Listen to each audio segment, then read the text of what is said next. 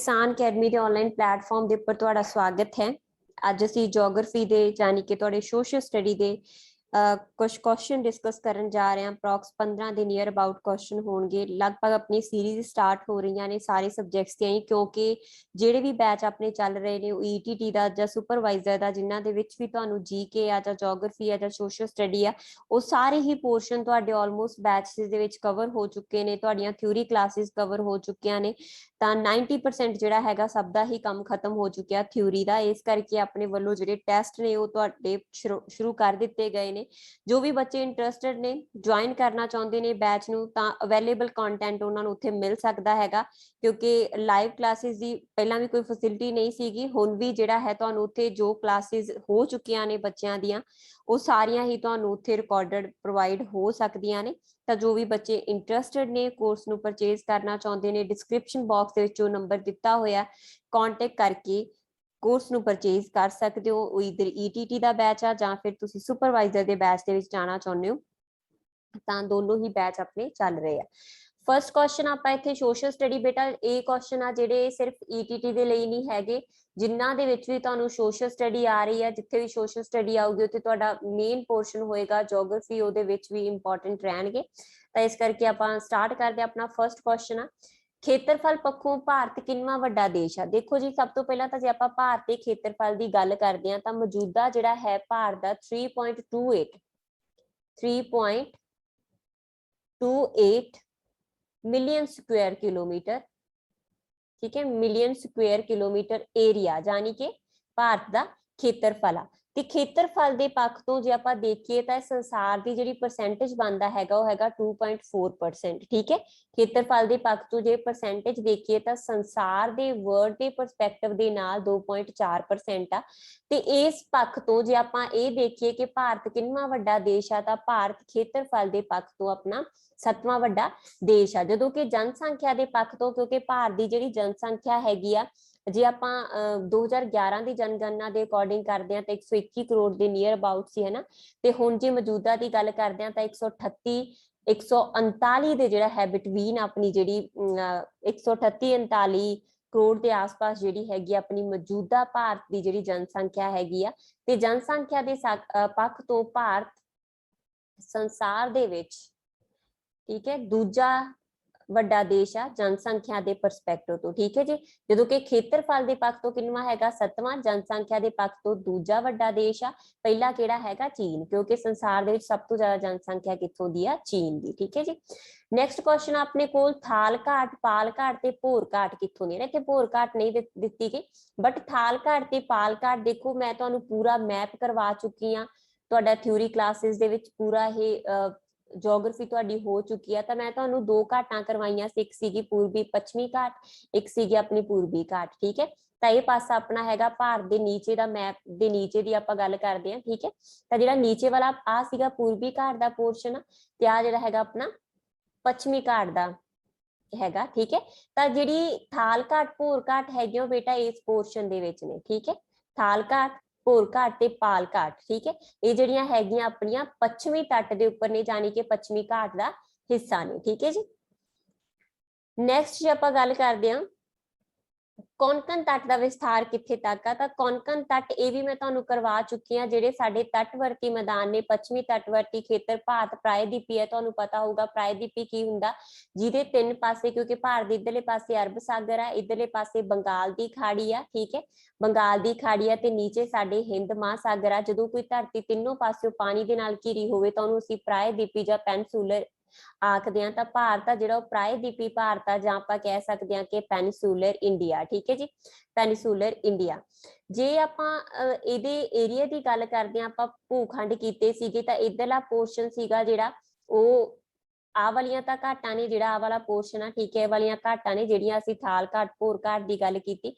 जिहड़ा इधरले पासे समुंदर दे नाल आ धरातली खेतर लगदा हैगा आ वाला सारा खेतर, ठीक है जी, आ दोनों वाले खेतर। तां इह साडा हैगा जिहड़ा पूर्वी तटवर्ती मैदान ने ते इधरले साडे पश्चिमी तटवर्ती मैदान ने, ठीक है जी। तो जिहड़े पूर्वी ते पश्चिमी तटवर्ती मैदान ने उन्हां दे विच जे आपां तट्टां नूं डिवाइड करिए, ठीक है, आपां मतलब तटवर्ती खेत्रां नूं कढदे हां तां इत्थे जे मान लो अपना गोआ वाला खेतर आ, गोआ दे बिल्कुल इत्थे हैगा अपने कोल दमन, ठीक है, जिहड़ी कि साडी यूटी आ, ठीक है। फिर इत्थे महाराष्ट्र आ जाता, ते महाराष्ट्र ते कर्नाटक दे इस जगह के उपर जिहड़ा है अपने कोल है गोवा का खेतर। ठीक है, गोवा का खेतर। तो जिहड़ा साडा कोंकण तट हैगा वो बेसिकली दमन तो लैके गोवा तक का एरिया। ठीक है जी, दमन तो लैके गोवा तक का एरिया। ते जिहड़ा नीचे वाला तट है उन्होंने असीं मालाबार तट आखदे हां। तो भारत के जिहड़ा पश्चिमी तटवर्ती खेतर उत्थे दो मेन तट ने, एक हैगा कोंकण तट ते दूजा है मालाबार तट। ठीक है जी। तो जिहड़ा केरला वाला पूरा तट है मालाबार दा तट है, जिहड़ा दमन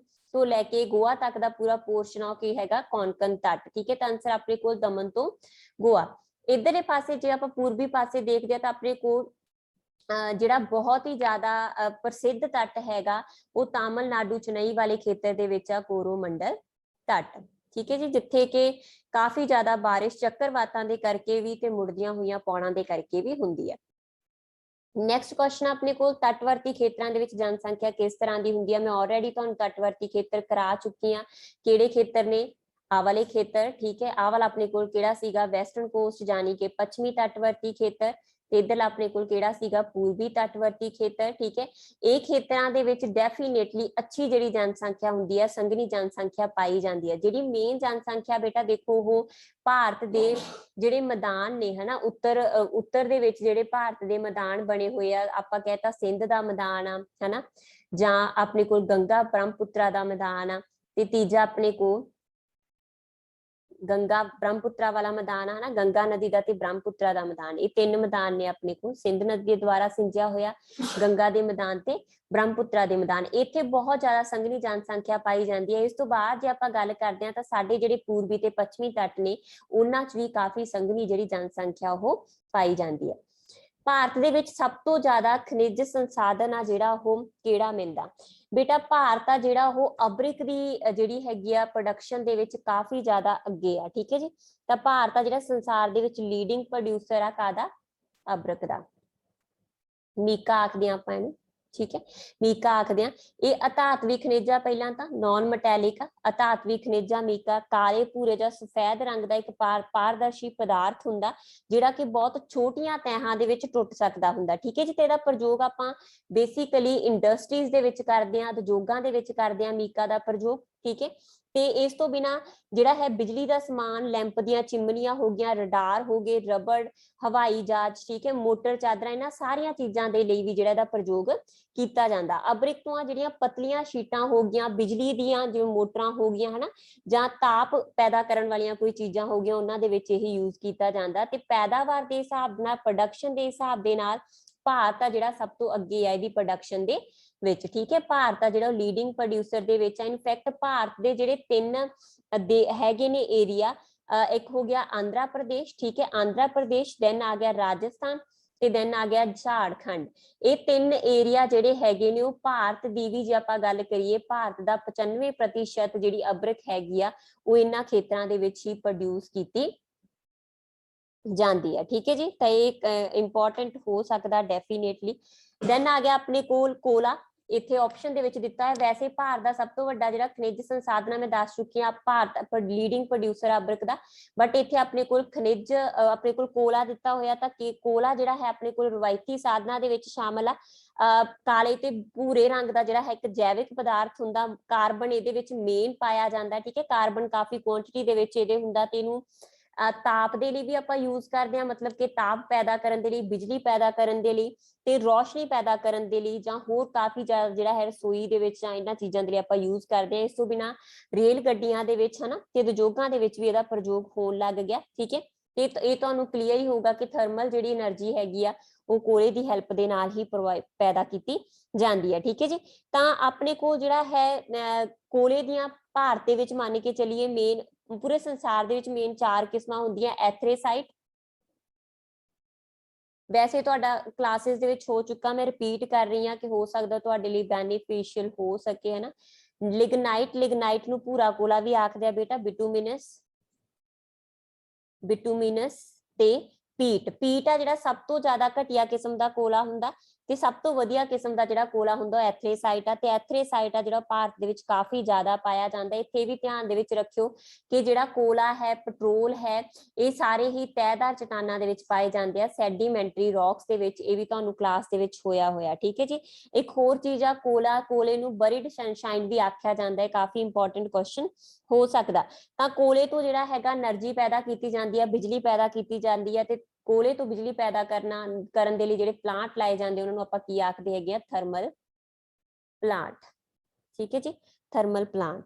ਤਾਂ ਕੋਲੇ ਦੇ ਵਿੱਚ ਸਭ ਤੋਂ ਜ਼ਿਆਦਾ ਜਿਹੜਾ ਲੀਡਿੰਗ ਪ੍ਰੋਡਿਊਸਰ ਦੇਸ਼ ਸੰਸਾਰ ਦੇ ਵਿੱਚ ਹੈ ਉਹ ਹੈ ਚਾਈਨਾ। ਠੀਕ ਹੈ ਜੀ, ਚਾਈਨਾ ਕਾਫੀ ਜ਼ਿਆਦਾ ਅੱਗੇ ਆ।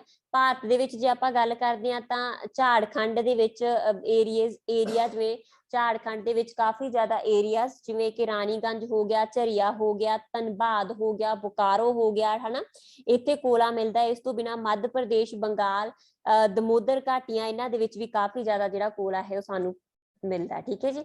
ਦੈਨ ਆ ਗਿਆ ਆਪਣੇ ਕੋਲ ਇੰਪੋਰਟੈਂਟ ਆ ਪੈਟਰੋਲ। ਪੈਟਰੋਲ ਵੀ ਜਿਹੜਾ ਹੈਗਾ ਇਹਦੇ ਕਾਫੀ ਸਾਰੇ ਨਾਮ ਨੇ, ਜਿਵੇਂ ਆਪਾਂ ਕਹਿ ਦਈਏ ਚਟਾਨੀ ਤੇਲ, ਕਿਉਂਕਿ ਚਟਾਨਾਂ ਤੋਂ ਮਿਲਦਾ। ਠੀਕ ਹੈ, ਚਟਾਨੀ ਤੇਲ ਆਖਿਆ ਜਾਂਦਾ। ਚਾਲਕ ਸ਼ਕਤੀ ਇਹਨੂੰ ਆਖਿਆ ਜਾਂਦਾ, ਕਿਉਂਕਿ ਤੁਹਾਨੂੰ ਵੀ ਪਤਾ ਹਰ ਇੱਕ ਵਹੀਕਲ ਦੇ ਵਿੱਚ ਯੂਜ਼ ਹੁੰਦਾ, ਤੇ ਅੱਜ ਕੱਲ ਇਹਦਾ ਰੇਟ ਵੀ ਬਹੁਤ ਜ਼ਿਆਦਾ, ਹਨਾ। ਤੇ ਲਿਕੁਇਡ ਸੋਨਾ ਆਖਿਆ ਜਾਂਦਾ। ਲਿਕੁਇਡ ਸੋਨਾ ਬੇਟਾ ਇਸੇ ਕਰਕੇ ਆਖਿਆ ਜਾਂਦਾ, ਜਿਹੜਾ ਮੈਂ ਤੁਹਾਨੂੰ ਹੁਣ ਦੱਸ ਕੇ ਹਟੀ ਹਾਂ, ਰੇਟ ਬਹੁਤ ਜ਼ਿਆਦਾ ਕੀਮਤੀ ਹੈ ਇਹ, ਇਸ ਕਰਕੇ ਇਹਨੂੰ ਲਿਕੁਇਡ ਸੋਨਾ ਆਖਿਆ ਜਾਂਦਾ। ਠੀਕ ਹੈ ਜੀ। ਤਾਂ ਇਹ ਖਣਿਜ ਤੇਲ ਆ। ਖਣਿਜ ਤੇਲ ਅਸੀਂ ਪੈਟਰੋਲ ਦੇ ਲਈ ਹੀ ਨਾਮ ਯੂਜ਼ ਕਰਦੇ ਹਾਂ, ਤੇ ਮਰੇ ਹੋਏ ਜੀਵ ਜੰਤੂ ਜਾਂ ਪਰਤਦਾਰ ਪਰਤ ਚਟਾਨਾਂ ਦੇ ਵਿੱਚ ਜਮਾ ਹੁੰਦੇ ਰਹਿੰਦੇ ਆ, ਇਸ ਕਰਕੇ ਇਹ ਵੀ ਤਹਿਦਾਰ ਚਟਾਨਾਂ ਤੋਂ ਹੀ ਜਿਹੜਾ ਹੈਗਾ ਉਹ ਨਿਕਲ ਕੇ ਸਾਹਮਣੇ ਆਉਂਦਾ। ਲਾਰਜੈਸਟ ਪ੍ਰੋਡਿਊਸਰ ਦੇ ਵਿੱਚ ਗੱਲ ਕਰਦੇ ਆ ਤਾਂ USA, ਰਸ਼ੀਆ, ਸਾਊਦੀ ਅਰੇਬੀਆ ਇਹ ਲੀਡਿੰਗ ਪ੍ਰੋਡਿਊਸਰ ਨੇ। ਭਾਰਤ ਦੇ ਵਿੱਚ ਰਾਜਸਥਾਨ, ਗੁਜਰਾਤ ਤੇ ਅਸਾਮ ਦੇ ਵਿੱਚ ਜਿਹੜਾ ਹੈ ਕਾਫੀ ਜ਼ਿਆਦਾ ਪੈਦਾ ਕੀਤਾ ਜਾਂਦਾ ਹੈਗਾ, ਕਾਫੀ ਜ਼ਿਆਦਾ ਪੈਟਰੋਲ ਆ ਜਿਹੜਾ ਉਹ ਮਿਲਦਾ। ਇਸ ਤੋਂ ਬਿਨਾ ਪੈਟਰੋਲ ਨੂੰ ਬਲੈਕ ਗੋਲਡ ਵੀ ਆਖਿਆ ਜਾਂਦਾ। ਠੀਕ ਹੈ, ਇਹਨੂੰ ਬਲੈਕ ਗੋਲਡ ਕੋਲੇ ਨੂੰ ਨਾ ਸਮਝਣ ਲੱਗ ਜਾਓ, ਬਲੈਕ ਗੋਲਡ ਪੈਟਰੋਲ ਨੂੰ ਹੀ ਆਖਿਆ ਜਾਂਦਾ। ਠੀਕ ਹੈ ਜੀ। ਤੇ ਭਾਰਤ ਦੇ ਵਿੱਚ ਜੇ ਮੇਨ ਏਰੀਆਜ਼ ਦੀ ਗੱਲ ਕਰੀਏ ਤਾਂ ਇੱਕ ਹੋ ਗਿਆ ਦਿਗਬੋਈ। ਦਿਗਬੋਈ ਹੈਗਾ ਅਸਾਮ ਦੇ ਵਿੱਚ, ਜਿੱਥੇ ਪੈਟਰੋਲ ਮਿਲਦਾ ਹੈਗਾ। ਦੈਨ ਬੰਬੇ ਹਾਈ ਮੁੰਬਈ ਦੇ ਵਿੱਚ ਜਿਹੜਾ ਹੈ, ਬੰਬੇ ਹਾਈ ਮੁੰਬਈ ਦੇ ਵਿੱਚ ਹੈ ਜਿੱਥੇ ਤੇਲ ਮਿਲਦਾ। ਦੈਨ ਕ੍ਰਿਸ਼ਨਾ ਤੇ ਗੋਦਾਵਰੀ ਨਦੀਆਂ ਦੇ ਉੱਪਰ ਵੀ ਤੇਲ ਜਿਹੜਾ ਹੈ ਕਾਫੀ ਕੁਆਂਟੀਟੀ ਦੇ ਵਿੱਚ ਮਿਲਦਾ। ਠੀਕ ਹੈ ਜੀ। ਦੈਨ ਬੇਟਾ ਨੈਕਸਟ ਆਪਣੇ ਕੋਲ ਕੁਐਸਚਨ ਹੈ, ਕਦੇ ਨਾ ਖਤਮ ਹੋਣ ਵਾਲੀ ਜਿਹੜੀ ਹੈ, ਕਦੇ ਵੀ ਨਾ ਖਤਮ ਹੋਣ ਵਾਲੀ ਊਰਜਾ ਕਿਹੜੀ ਆ? ਤਾਂ ਦੇਖੋ ਬੇਟਾ, ਕਦੇ ਵੀ ਨਾ ਖਤਮ ਹੋਣ ਵਾਲੀ ਊਰਜਾ ਜਿਹੜੀ ਕੈਟਾਗਰੀ ਹੈਗੀ ਹੈ, ਬੇਸਿਕਲੀ ਨਾ ਆਪਾਂ ਇੱਥੇ ਇੱਕ ਚੀਜ਼ ਸਮਝੋ, ਆਪਣੇ ਕੋਲ ਦੋ ਤਰ੍ਹਾਂ ਦੇ ਸਾਧਨ ਹੁੰਦੇ ਆ ਉਪਲਬਧਤਾ ਦੇ ਆਧਾਰ ਤੇ। ਵੈਸੇ ਬਹੁਤ ਕੈਟਾਗਰੀਜ਼ ਹੁੰਦੀਆਂ, ਮੈਂ ਤੁਹਾਨੂੰ ਕਰਵਾਉਂਗੀ ਨਹੀਂ, ਹੈ ਨਾ। ਉਪਲਬਧਤਾ ਦੇ ਆਧਾਰ ਉੱਪਰ ਜੇ ਆਪਾਂ ਸੰਸਾਧਨਾਂ ਦੀ ਗੱਲ ਕਰਦੇ ਆ ਨਾ ਬੇਟਾ, ਆਪਣੇ ਕੋਲ ਦੋ ਤਰ੍ਹਾਂ ਦੇ ਸਾਧਨ ਹੁੰਦੇ। ਇੱਕ ਹੁੰਦੇ ਆ ਅਸੀਮਤ, ਠੀਕ ਹੈ, ਜਿਹੜੇ ਕਦੇ ਖਤਮ ਨਹੀਂ ਹੁੰਦੇ। ਠੀਕ ਹੈ, ਕਦੇ ਖਤਮ ਨਹੀਂ ਹੁੰਦੇ। ਅਸੀਮਤ ਆ, ਜਿਨ੍ਹਾਂ ਨੂੰ ਤੁਸੀਂ ਜਿੰਨਾ ਮਰਜ਼ੀ ਵਰਤੀ ਚਲੋ ਉਹਨਾਂ ਨੇ ਕਦੇ ਵੀ ਖਤਮ ਨਹੀਂ ਹੋਣਾ। ਜਿਵੇਂ ਆਪਾਂ ਕਹਤਾ ਸੂਰਜੀ ਊਰਜਾ ਹੋ ਗਿਆ, ਹਨਾ, ਹਵਾ ਹੋ ਗਈ। ਤੇ ਇੱਕ ਹੁੰਦੇ ਆ ਸੀਮਤ ਸਾਧਨ, ਲਿਮਟਿਡ ਸੋਰਸਿਸ। ਤਾਂ ਲਿਮਟਿਡ ਉਹ ਨੇ ਜਿਹੜੇ ਖਤਮ ਹੋ ਜਾਣਗੇ, ਜਿਵੇਂ ਆਪਾਂ ਕਹੀਏ ਪੈਟਰੋਲ ਆ, ਮਿੱਟੀ ਆ, ਹਨਾ, ਸੌਰੀ ਪੈਟਰੋਲ ਆ, ਮਿੱਟੀ ਨਹੀਂ ਆ, ਪੈਟਰੋਲ ਹੋ ਗਿਆ, ਕੋਲਾ ਹੋ ਗਿਆ, ਤੇ ਖਤਮ ਹੋਣ ਵਾਲੇ ਸਾਧਨ ਆ। ਸੀਮਤ ਸਾਧਨਾਂ ਦੇ ਵਿੱਚ ਇੱਕ ਹੋਰ ਕੈਟਾਗਰੀ ਹੁੰਦੀ ਹੈ ਨਵਿਆਉਣਯੋਗ ਤੇ ਨਾ ਨਵਿਆਉਣਯੋਗ। ਸ਼ਾਇਦ ਤੁਸੀਂ ਸੁਣੇ ਹੋਣ। ਨਵਿਆਉਣਯੋਗ ਕਿਹੜੇ ਆ? ਜਿਹੜੇ ਕਿ ਖਤਮ ਹੋ ਜਾਂਦੇ ਆ ਬਟ ਫਿਰ ਦੁਬਾਰਾ ਬਣ ਜਾਂਦੇ ਆ, ਜਿਵੇਂ ਪਾਣੀ ਹੋ ਗਿਆ, ਜੰਗਲ ਹੋ ਗਿਆ, ਮਿੱਟੀ ਹੋ ਗਈ। ਇੱਕ ਹੁੰਦੇ ਆ ਨਾ ਨਵਿਆਉਣਯੋਗ, ਜਿਹੜੇ ਕਦੇ ਵੀ ਦੁਬਾਰਾ ਨਹੀਂ ਵਰਤਨੇ। ਤੁਸੀਂ ਇੱਕ ਵਾਰ ਜਿਹੜਾ ਪੈਟਰੋਲ ਵਰਤ ਲਿਆ, ਫਿਰ ਉਹ ਤੁਹਾਡੇ ਦੁਬਾਰਾ ਕੰਮ ਦੇ ਵਿੱਚ ਨਹੀਂ ਆਉਣਾ, ਹਨਾ। ਤੇ ਇਸ ਚੀਜ਼ ਦੇ ਨਾਲ ਆਪਾਂ ਇਹਨਾਂ ਨੂੰ ਡਿਵਾਈਡ ਕਰਦੇ ਆ। ਤੇ ਇੱਥੇ ਆਪਣਾ ਇਹਦਾ ਮਤਲਬ ਇਹ ਆ ਕਿ ਕਦੇ ਨਾ ਖਤਮ ਹੋਣ ਵਾਲੇ ਦਾ ਮਤਲਬ ਕੀ ਹੈਗਾ? ਅਸੀਮਤ ਸਾਧਨ। ਤਾਂ ਆਪਣੇ ਕੋਲ ਕਹਿੰਦੇ ਅਸੀਮਤ ਸਾਧਨ ਕਿਹੜਾ? ਤਾਪ ਊਰਜਾ ਕੀ ਹੁੰਦੀ ਹੈ? ਥਰਮਲ। ਤਾਂ ਥਰਮਲ એનર્ਜੀ ਸਾਨੂੰ ਕਿਹਦੇ ਤੋਂ ਮਿਲਦੀ ਸੀ? ਕੋਲਾ ਤੋਂ, ਹਨਾ, ਕੋਲਾ ਤੋਂ ਮਿਲਦੀ ਸੀ। ਤਾਂ ਫਿਰ ਜੇ ਕੋਲਾ ਦੀ ਗੱਲ ਆ ਗਈ ਤਾਂ ਇਹ ਤਾਂ ਆਪਣੇ ਕੋਲ ਸੀਮਤ ਸਾਧਨ ਆ। ਠੀਕ ਹੈ, ਇਹਦਾ ਮਤਲਬ ਇਹ ਆਪਣਾ ਆਨਸਰ ਨਹੀਂ ਆ। ਦੈਨ ਆ ਗਿਆ ਪਰਮਾਣੂ ਊਰਜਾ। ਤਾਂ ਪਰਮਾਣੂ ਵੀ ਤੁਹਾਨੂੰ ਕਲੀਅਰ ਆ, ਤੁਹਾਡੇ ਚੈਪਟਰ ਹੋ ਚੁੱਕੇ ਨੇ ਇਹ। ਥੋਰੀਅਮ ਹੋ ਗਿਆ, ਲਿਥੀਅਮ ਹੋ ਗਿਆ, ਹਨਾ, ਜਿਹੜੇ ਵਾਲੇ ਸਾਰੇ ਨੇ ਇਹ ਵੀ ਪਰਮਾਣੂ ਨੇ, ਖਤਮ ਹੋ ਸਕਦੇ ਆ। ਠੀਕ ਹੈ, ਜਿਹੜੀ ਸੂਰਜ ਦੀ ਊਰਜਾ ਹੈਗੀ ਆ ਬੇਟਾ, ਸੌਰ ਊਰਜਾ ਨੂੰ ਜਿਹੜਾ ਤੁਸੀਂ ਯੂਜ਼ ਕਰਦੇ ਹੋ, ਕਦੇ ਵੀ ਨਾ ਖਤਮ ਹੋਣ ਵਾਲਾ ਸਰੋਤ ਆ। ਠੀਕ ਹੈ, ਸੀਮਤ ਸਾਧਨ ਆ ਸਾਡੇ ਕੋਲ ਸੌਰ ਊਰਜਾ, ਤੁਸੀਂ ਉਹਨੂੰ ਜਿੰਨਾ ਮਰਜ਼ੀ ਵਰਤੀ ਚੱਲੋ, ਖਤਮ ਨਹੀਂ ਹੋਊਗੀ। ਦੈਨ ਆ ਗਿਆ ਭਾਰਤ ਦੇ ਵਿੱਚ ਹਰੀ ਕ੍ਰਾਂਤੀ ਦਾ ਪ੍ਰਭਾਵ ਸਭ ਤੋਂ ਵੱਧ ਕਿਸ ਫਸਲ ਦੇ ਉੱਪਰ ਪਿਆ? ਬੇਟਾ ਭਾਰਤ ਦੇ ਵਿੱਚ ਜੇ ਆਪਾਂ ਹਰੀ ਕ੍ਰਾਂਤੀ ਦੀ ਗੱਲ ਕਰਦੇ ਹਾਂ, 67-68 ਵਾਲਾ 1967-68 ਵਾਲਾ ਪੀਰੀਅਡ ਆ, ਜਿਹੜਾ ਹਰੀ ਕ੍ਰਾਂਤੀ ਨੂੰ ਪੀਕ ਦੇ ਉੱਪਰ ਲੈ ਕੇ ਜਾਣ ਵਾਲਾ ਪੀਰੀਅਡ ਆ। ਜਿਹਦੇ ਚ ਬੇਸ਼ੱਕ ਦੋਵਾਂ ਫਸਲਾਂ ਦੇ ਵਿੱਚ ਹੀ, ਕਣਕ ਦੇ ਵਿੱਚ ਵੀ ਤੇ ਚਾਵਲ ਦੇ ਵਿੱਚ ਵੀ ਵੱਡਾ ਜਿਹੜਾ ਪ੍ਰਭਾਵ ਸੀਗਾ ਉਹ ਇੰਪਰੂਵਮੈਂਟ ਹੋਈ।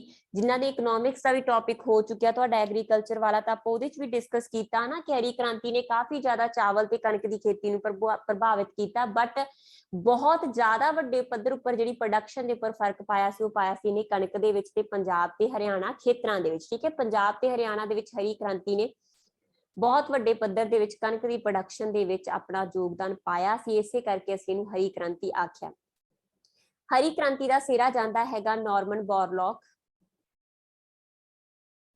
ਤੇ ਭਾਰਤ ਦੇ ਵਿੱਚ ਜੇ ਆਪਾਂ ਗੱਲ ਕਰਦੇ ਹਾਂ ਸਵਾਮੀਨਾਥਨ। ਠੀਕ ਹੈ, ਇਹਨਾਂ ਦੋਨਾਂ ਦੇ ਯਤਨਾਂ ਦੇ ਕਰਕੇ ਅਸਲ ਦੇ ਵਿੱਚ ਜਿਹੜੀ ਹੈਗੀ ਆ ਹਰੀ ਕ੍ਰਾਂਤੀ ਆਉਂਦੀ ਆ। ਸੰਸਾਰ ਦੇ ਵਿੱਚ ਜਿਹੜੇ ਵੈਸੇ ਫਾਦਰ ਮੰਨੇ ਜਾਂਦੇ ਨੇ ਨਾਰਮਨ ਬੋਰਲੌਗ ਨੇ, ਭਾਰਤ ਦੇ ਵਿੱਚ ਆਪਾਂ ਗੱਲ ਕਰੀਏ ਹਰੀ ਕ੍ਰਾਂਤੀ ਦੇ ਫਾਦਰ ਸਵਾਮੀਨਾਥਨ। ਭਾਰਤ ਦੇ ਵਿੱਚ ਨੈਕਸਟ ਕੁਐਸਚਨ ਆ, ਕਿੰਨੇ ਪ੍ਰਤੀਸ਼ਤ ਹਿੱਸਾ ਜੰਗਲਾਂ ਦੇ ਹੇਠ ਆ?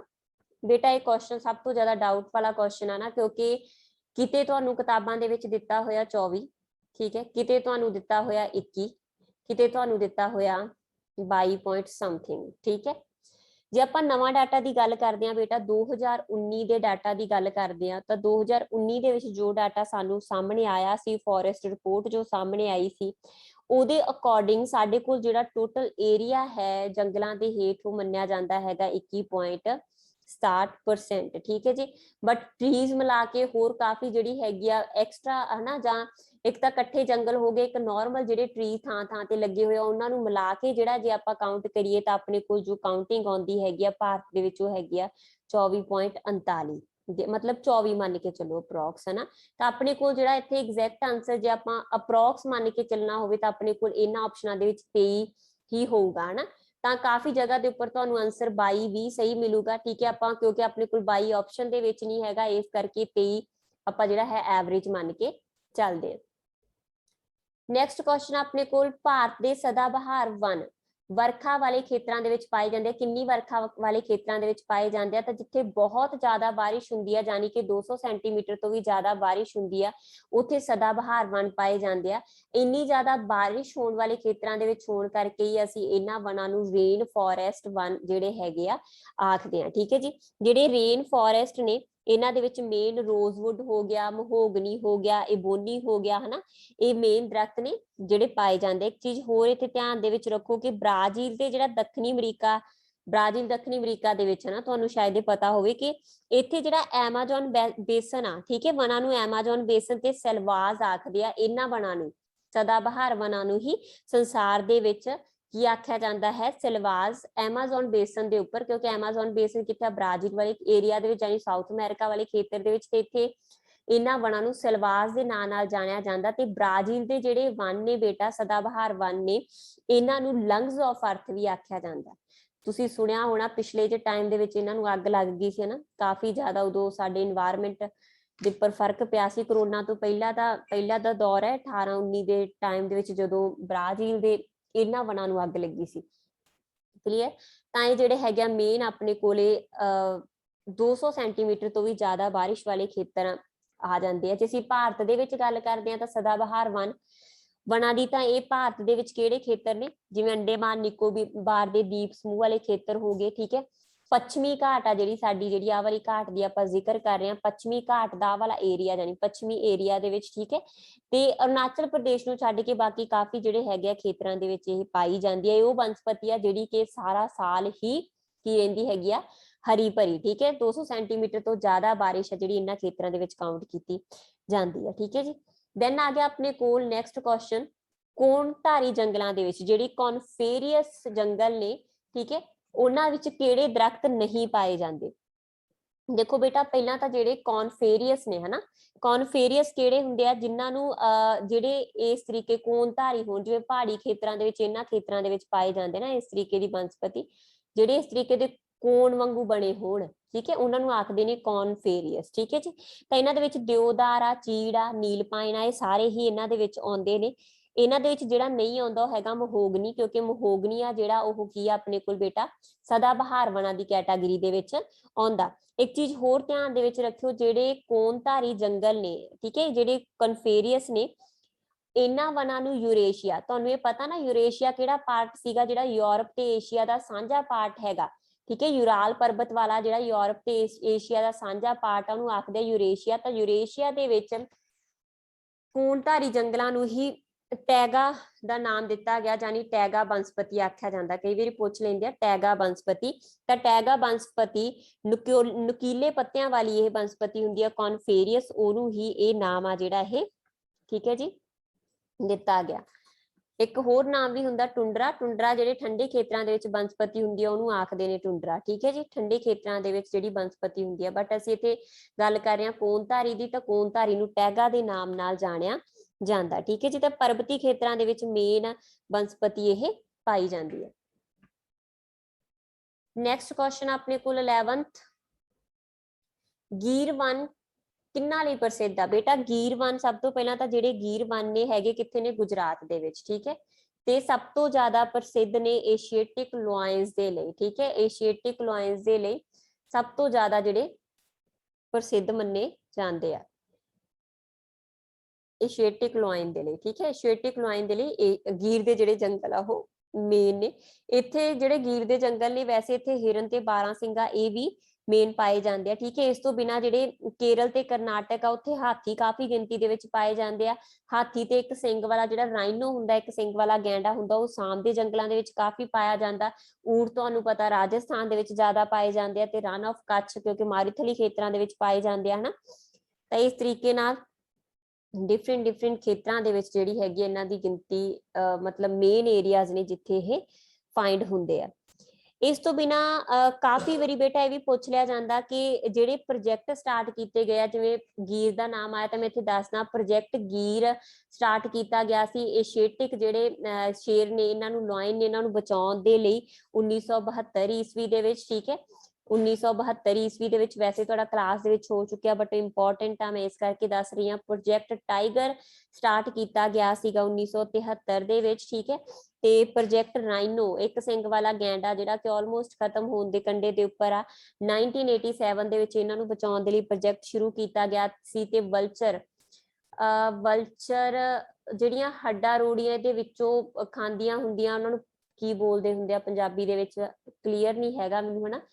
वल्चर जिहड़ा उन्हां नूं भी प्रोटैक्ट करन दे लई बचाओ, वैसे ऑलमोस्ट खत्म हो चुकियां ने ये गिद्धा हुंदियां शायद। ਤਾਂ 2006 ਦੇ ਵਿੱਚ ਇਹਨਾਂ ਨੂੰ ਬਚਾਉਣ ਦੇ ਲਈ ਵੀ ਮਤਲਬ ਸ਼ੁਰੂ ਕੀਤਾ ਗਿਆ ਸੀਗਾ ਪ੍ਰੋਜੈਕਟ ਵਲਚਰ। ਕਈ ਵਾਰ ਇਹ ਪੁੱਛ ਲਿਆ ਜਾਂਦਾ ਕਿ ਕਿਹੜਾ ਕਿੱਥੇ ਹੈ ਹਨਾ, ਕਿਹੜਾ ਰਾਸ਼ਟਰੀ ਪਾਰਕ ਜਾਂ ਨੈਸ਼ਨਲ ਰਿਜ਼ਰਵਰਸ ਨੇ ਜਿਹੜੇ ਕਿੱਥੇ ਨੇ, ਤਾਂ ਕਾਰਬੇਟ ਉੱਤਰਾਖੰਡ ਦੇ ਵਿੱਚ ਆ। ਕਾਰਬੇਟ ਕਿੱਥੇ ਆ ਬੇਟਾ? ਉੱਤਰਾਖੰਡ ਦੇ ਵਿੱਚ, ਠੀਕ ਹੈ। ਕਾਨਾ ਕਿੱਥੇ ਆ? ਮੱਧ ਪ੍ਰਦੇਸ਼ ਦੇ ਵਿੱਚ। ਸੁੰਦਰਬਨ ਤੁਹਾਨੂੰ ਕਲੀਅਰ ਹੋਣਗੇ। ਸੁੰਦਰਬਨ किथे ने? गंगा ब्रह्मपुत्रा का जिहड़ा खेतर हैगा उत्थे मैंग्रोव बनस्पति पाई जाती है। सुंदरबन का एरिया उही है, ठीक है। राजा जी पार्क भी जिहड़ा हैगा उत्तराखंड दे विच आ, बांदीपुर कर्नाटक दे विच आ, पेरियार केरला दे विच आ, ठीक है जी। ते चंद्रप्रभा उत्तर प्रदेश दे विच आ, कांजीरंगा ते मनास जिहड़े हैगे ने असम दे विच आ, ठीक है जी। नैक्सट क्वेश्चन अपने कोल भारत विच सब तो वध बारिश किथे हुंदी है? तां भारत दे विच बेटा सब तो ज्यादा जिहड़ी बारिश हुंदी है ओह किथे काउंट कीती जांदी हैगी आ? मौसिन राम, ठीक है जी। मौसिन राम ऑप्शन दे विच तुहानूं चिरापूंजी भी हो सकदा, ठीक है। ते मेघालय दे विच चिरापूंजी ते मौसिन राम दे विच सब तो ज्यादा जिहड़ी संसार दी बारिश है काउंट कीती जांदी है गारो वालियां जिहड़ियां पहाड़ियां ने इन्हां खेतरां दे विच। 13 क्वेश्चन अपने को भारत की जनसंख्या संसार की जनसंख्या का किन्ने प्रतिशत है, ठीक है। जे असीं भारत की जनसंख्या की गल करते हैं, पहला ही क्या जनसंख्या के पक्ष तो भारत संसार दे विच दूजे नंबर के उपर आ, ठीक है। सैकेंड रैंक आ भारत का। ते 17.74 जां आपां सिंपल कह दिए 17.7, ठीक है, जिहड़ा परसेंट है भारत संसार की पॉपुलेशन का, ठीक है जी। नैक्सट क्वेश्चन अपने को भारत की केड़ी नदी है जिहड़ी ओह द्राड़ घाटी दे विच वहंदी आ? बेटा जिहड़ी भारत की नदी हैगी आ नर्मदा, ठीक है। नर्मदा नदी है जिहड़ी ओह द्राड़ घाटी दे विच ही वहंदी है। नर्मदा जिहड़ी नदी हैगी आ बेटा सतपुड़ा पर्बत आ, सतपुड़ा पर्बत के उपर वहंदी है। असल दे विच दो पहाड़ियां ने। पहले तो द्राड़ घाटी की हुंदी है, एक पहाड़ी इधर आ एक पहाड़ी इधर आ, विचाले द्राड़ बन गई है। ते इत्थों जिहड़ी नदी लंघ रही हैगी ओहनूं असीं आखदे हैगे आ द्राड़ घाटी दे विच वहण वाली नदी तां नर्मदा नदी है। नर्मदा नदी जिहड़ी हैगी आ जे आपां गल करिए ਵੈਸੇ ਤੁਹਾਨੂੰ ਮੈਂ ਕਲਾਸ ਦੇ ਵਿੱਚ ਕਰਵਾ ਚੁੱਕੀ ਆ ਨਾ, ਤਾਂ ਨਰਮਦਾ ਨਦੀ ਆਪਣੇ ਕੋਲ ਇੱਥੇ ਗੁਜਰਾਤ ਦਾ ਜਿਹੜਾ ਵਾਲਾ ਏਰੀਆ ਜਿਹਾ ਹੈਗਾ, ਇੱਥੋਂ ਵਹਿੰਦੀ ਹੈ ਨਰਮਦਾ ਤੇ ਤਾਪੀ ਨਦੀਆਂ, ਠੀਕ ਹੈ। ਉੱਪਰ ਨਰਮਦਾ ਹੈਗੀ ਆ, ਨੀਚੇ ਤਾਪੀ ਨਦੀ ਹੈ, ਤਾਂ ਵਿਚਾਲੇ ਇਹਨਾਂ ਦੇ ਜਿਹੜਾ ਹੈਗਾ ਸਤਪੁੜਾ ਪਹਾੜ ਆ, ਇੱਥੇ ਸਤਪੁੜਾ ਪਹਾੜ ਆ ਵਿਚਕਾਰ, ਸਤਪੁੜਾ ਪਹਾੜ ਦੇ ਉੱਪਰ ਆ ਜਿਹੜੀ ਨਰਮਦਾ ਨਦੀ ਵਹਿੰਦੀ ਹੈ, ਤੇ ਨੀਚੇ ਦੱਖਣ ਦੇ ਵਿੱਚ ਜਿਹੜਾ ਹੈ ਤਾਪੀ ਨਦੀ ਵਹਿੰਦੀ ਹੈ, ਠੀਕ ਹੈ ਜੀ। ਦੋਨੋਂ ਹੀ ਕਾਫੀ ਮਹੱਤਵਪੂਰਨ ਨਦੀਆਂ ਨੇ। ਜੇ ਆਪਾਂ ਇਹਨਾਂ ਦੇ ਫਲੋ ਦੀ ਗੱਲ ਕਰਦੇ ਆ, ਕਿੱਧਰ ਨੂੰ ਵਹਿੰਦੀਆਂ ਹੈਗੀਆਂ, ਤੇ ਪੱਛਮ ਵੱਲ ਨੂੰ ਵਹਿੰਦੀਆਂ ਨਦੀਆਂ, ਠੀਕ ਹੈ ਜੀ, ਕਿਉਂਕਿ ਇਧਰਲਾ ਪਾਸਾ ਪੱਛਮ ਦਾ ਨਾ, ਜਾਣੀ ਕਿ ਅਰਬ ਸਾਗਰ ਦੇ ਵਿੱਚ ਨਦੀਆਂ ਡਿੱਗਦੀਆਂ। ਇਸ ਤੋਂ ਬਿਨਾਂ ਜਿਹੜੀ ਮਹਾਨਦੀ ਹੈਗੀ ਆ ਗੋਦਾਵਰੀ ਹੈਗੀ ਨੇ, ਇਹਨਾਂ ਦਾ ਫਲੋ ਹੈਗਾ ਅਰਬ ਸਾਗਰ ਵਾਲੇ ਪਾਸੇ, ਇੱਥੇ ਵਹਿੰਦੀਆਂ ਨੇ ਇਹ, ਠੀਕ ਹੈ। ਉੱਪਰ ਆ ਜਿਹੜੀ ਮਹਾਨਦੀ ਵਹਿੰਦੀ ਹੈ, ਨੀਚੇ ਗੋਦਾਵਰੀ ਨਦੀ ਵਹਿੰਦੀ ਹੈ, ਤਾਂ ਬੰਗਾਲ ਦੀ ਖਾੜੀ ਦੇ ਵਿੱਚ ਇਹ ਨਦੀਆਂ ਡਿੱਗਦੀਆਂ ਨੇ। ਇਸ ਤੋਂ ਬਿਨਾਂ ਇੱਥੇ ਕ੍ਰਿਸ਼ਨਾ ਤੇ ਕਾਵੇਰੀ, ਠੀਕ ਹੈ, ਇਧਰਲੇ ਪਾਸੇ ਜਿਹੜੀਆਂ ਕਿ ਪੱਛਮੀ ਤੱਟ ਦੇ ਵਾਲੇ ਪਾਸੇ ਦੀ ਕ੍ਰਾਸ ਕਰਦੀਆਂ ਨੇ, ਤੇ ਬੰਗਾਲ ਦੀ ਖਾੜੀ ਦੇ ਵਿੱਚ ਡਿੱਗਦੀਆਂ ਨੇ। ਜਮਨਾ ਨਦੀ ਆ ਜਿਹੜੀ ਗੰਗਾ ਦੀ ਸਹਾਇਕ ਨਦੀ ਆ, ਉੱਤਰਾਖੰਡ ਦੇ ਵਿੱਚੋਂ ਨਿਕਲਦੀ ਆ, ਜਮਨੋਤਰੀ ਗਲੇਸ਼ੀਅਰ ਤੋਂ ਗੰਗਾ ਦੇ ਨਾਲ ਮਿਲ ਜਾਂਦੀ ਆ ਹਰਿਦੁਆਰ ਤੇ ਇਹਨਾਂ ਏਰੀਆ ਦੇ ਵਿੱਚ, ਹਰਿਦੁਆਰ ਚ ਨਹੀਂ ਬਾਕੀ ਏਰੀਆ ਦੇ ਵਿੱਚ ਜਾ ਕੇ, ਠੀਕ ਹੈ ਜੀ। ਦੈਨ ਆ ਗਿਆ ਆਪਣੇ ਕੋਲ ਭੂਚਾਲ ਦੀ ਤੀਬਰਤਾ ਨੂੰ ਮਾਪਣ ਦਾ ਪੈਮਾਨਾ। ਬੇਟਾ ਭੂਚਾਲ ਦੀ ਤੀਬਰਤਾ ਨੂੰ ਮਾਪਣ ਦਾ ਜਿਹੜਾ ਪੈਮਾਨਾ ਹੁੰਦਾ ਰਿਕਟਰ ਸਕੇਲ, ਠੀਕ ਹੈ। ਰਿਕਟਰ ਸਕੇਲ ਦੋ ਬਹੁਤ ਸਧਾਰਨ ਹੁੰਦਾ, ਠੀਕ ਹੈ। 0.5 ਰਿਕਟਰ ਸਕੇਲ ਦੇ ਉੱਪਰ ਜਿਹੜਾ ਹੈ, ਆਪਾਂ ਮੰਨ ਕੇ ਚੱਲੀਏ 5 ਰਿਕਟਰ ਸਕੇਲ ਦੇ ਉੱਪਰ ਚੀਜ਼ਾਂ ਡਿੱਗਣ ਲੱਗ ਜਾਂਦੀਆਂ, ਤੇ 9 ਰਿਕਟਰ ਸਕੇਲ ਆ ਜਿਹੜਾ 7 ਤੋਂ ਉੱਪਰ ਹੀ ਜਿਹੜਾ ਰਿਕਟਰ ਸਕੇਲ ਆ, ਉਹ ਬਹੁਤ ਜ਼ਿਆਦਾ ਨੁਕਸਾਨ ਵਾਲੇ ਭੂਚਾਲ ਹੁੰਦੇ ਆ। ਮਰਕਾਲੀ ਆ ਜਿਹੜਾ ਇਹ ਨੁਕਸਾਨ ਕਿੰਨਾ ਹੋਇਆ ਇਹਨੂੰ ਮਾਪਣ ਦੇ ਲਈ ਹੁੰਦਾ, ਠੀਕ ਹੈ। ਸੈਸਮੋਲੋਜੀ ਆ ਜਿਹੜੀ ਬੇਟਾ ਭੂਚਾਲਾਂ ਦੀ ਸਟੱਡੀ ਆ, ਸਟੱਡੀ ਆਫ ਅਰਥਕੁਇਕ ਆ ਜਿਹੜੀ, ਉਹਨੂੰ ਅਸੀਂ ਆਖਦੇ ਆ ਸੈਸਮੋਲੋਜੀ। ਸੈਸਮੋਗ੍ਰਾਫ ਕੀ ਹੈਗਾ, ਭੂਚਾਲਾਂ ਨੂੰ ਮਾਪਣ ਦਾ ਜੰਤਰ, ਠੀਕ ਹੈ। ਭੂਚਾਲਾਂ ਨੂੰ ਮਾਪਣ ਦਾ ਜੰਤਰ ਜਿਹੜਾ ਹੈ ਉਹ ਕੀ ਆਪਣੇ ਕੋਲ ਸੈਸਮੋਗ੍ਰਾਫ। ਰਿਕਟਲ ਕੀ ਹੈਗਾ ਬੇਟਾ, ਪੈਮਾਨਾ, ਠੀਕ ਹੈ, ਜਿਹੜਾ ਕਿ ਭੂਚਾਲ ਦੀ ਤੀਬਰਤਾ ਨੂੰ ਮਾਪਦਾ। ਤੀਬਰਤਾ ਮਾਪਣ ਦੇ ਲਈ ਆਪਣੇ ਕੋਲ ਪੈਮਾਨਾ ਜਿਹੜਾ ਹੈਗਾ ਉਹ ਹੈ ਰਿਕਟਰ ਸਕੇਲ। ਤੇ ਮਰਕਾਲੀ ਕੀ ਆ, ਜੋ ਨੁਕਸਾਨ ਹੋਇਆ ਭੂਚਾਲਾਂ ਤੋਂ ਉਹਨੂੰ ਮਾਪਣ ਦੇ ਲਈ, ਠੀਕ ਹੈ ਜੀ। ਤਾਂ ਇਹ ਸੀ ਬੇਟਾ ਤੁਹਾਡੀ ਅੱਜ ਦੀ ਕਲਾਸ। ਅਗਲੀ ਕਲਾਸ ਦੇ ਵਿੱਚ ਤੁਹਾਡੀ ਨੈਕਸਟ ਸੀਰੀਜ਼ ਲੈ ਕੇ ਮਿਲਾਂਗੇ। Thank you so much.